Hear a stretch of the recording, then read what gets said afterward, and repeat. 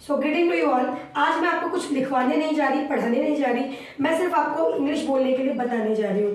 तो काफ़ी लोग ऐसे होते हैं जो कहते हैं इंग्लिश बोलने के लिए आपकी सराउंडिंग होनी जरूरी है, आपके आसपास का एनवायरनमेंट होना जरूरी है। हाँ, बिल्कुल सही बात है, आपके आसपास का एनवायरनमेंट होना जरूरी है, तभी तो आप इंग्लिश बोलना सीख पाएंगे। लेकिन अगर आप इंडिया में रह रहे हैं और आपके आसपास का एनवायरनमेंट ऐसा नहीं है कि जहाँ पर इंग्लिश बोली जा रही हो, जहाँ पे पेरेंट्स इंग्लिश बोल रहे हो, जहाँ के आपके फ्रेंड सर्कल में इंग्लिश बोली जा रही हो, तो फिर आप इंग्लिश कैसे सीखेंगे। उसके लिए आपको कुछ ग्रामर पार्ट की जरूरत तो पड़ती है, जो कि मैं करवा रही हूँ, और उसको आप देखते रहेंगे, छोटे छोटे ग्रामर पार्ट्स को भी देखेंगे।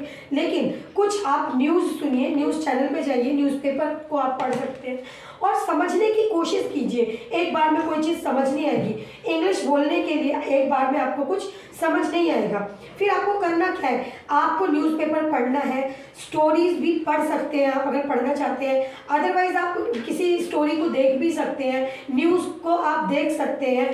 देखने के बाद ऐसी चीज़ें देखिए जहाँ सब टाइटल्स लिखा हुआ है, सब टाइटल्स लिखे हुए आएंगे तो आप पढ़ पाएंगे और आपको समझ आएगा कि हाँ इसका क्या मतलब है। तो एक बार के लिए एक बार में नहीं समझ में आएगा, दो बार नहीं समझ में आएगा, पहले आप अपनी आदत तो डालिए, हैबिचुअल तो होने चाहिए, आपको हैबिट तो होनी चाहिए कम से कम। आपको डेली न्यूज़ देखने की, एक लाइन को 10 बार आप सुनिए, 10 बार आप सुनने की कोशिश कीजिए और फिर कहीं ना कहीं वो आपको धीरे धीरे धीरे धीरे समझ में आने लगेगा।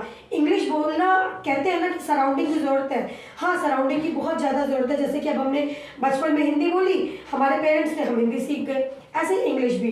तो इंग्लिश के लिए ये बहुत इम्पॉर्टेंट है कि आप सुने, समझें और पढ़ें और उसको एनालाइज भी करें। Thank you everyone, thanks for watching my videos.